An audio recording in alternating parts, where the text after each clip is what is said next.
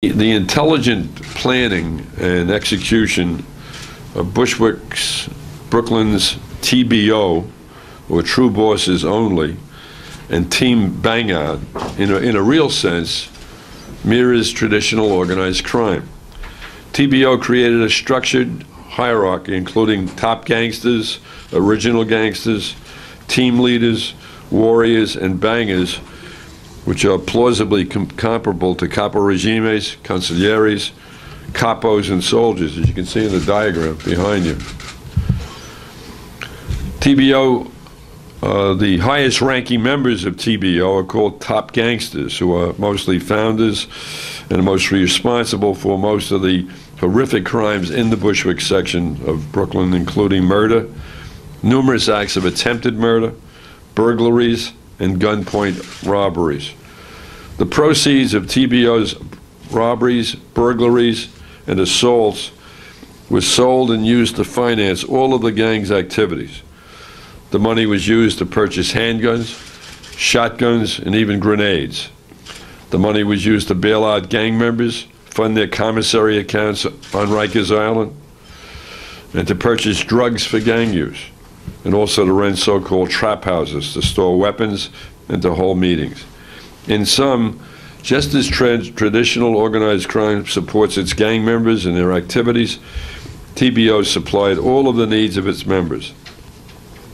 Still another similarity is the requirement of mafia soldiers to give regular payments to their bosses.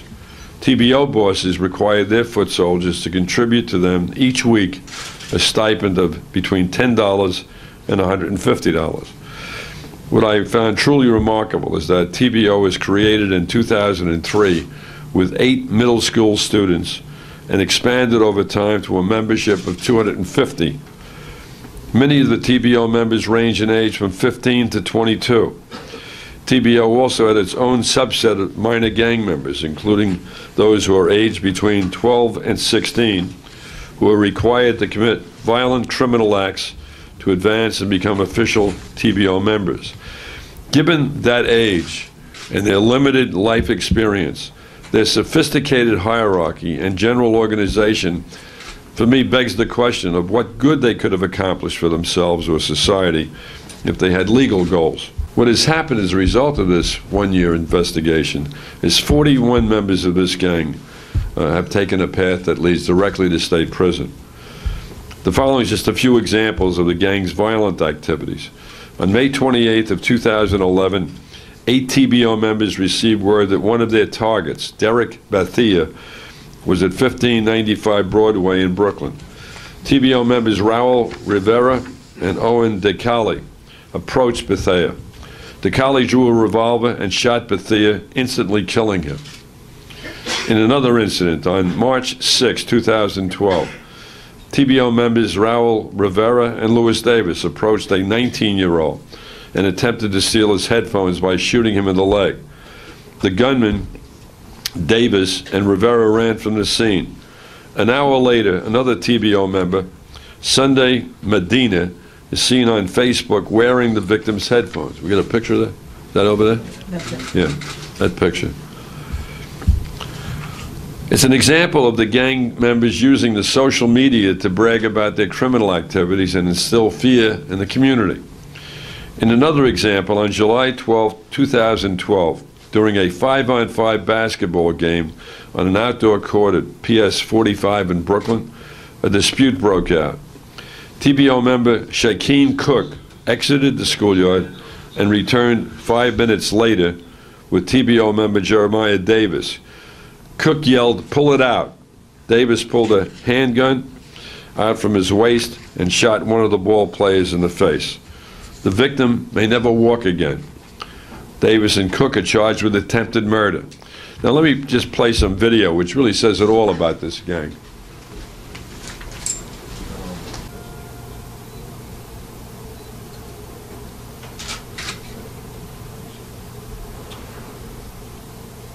See what this guy's carrying in his right hand, right?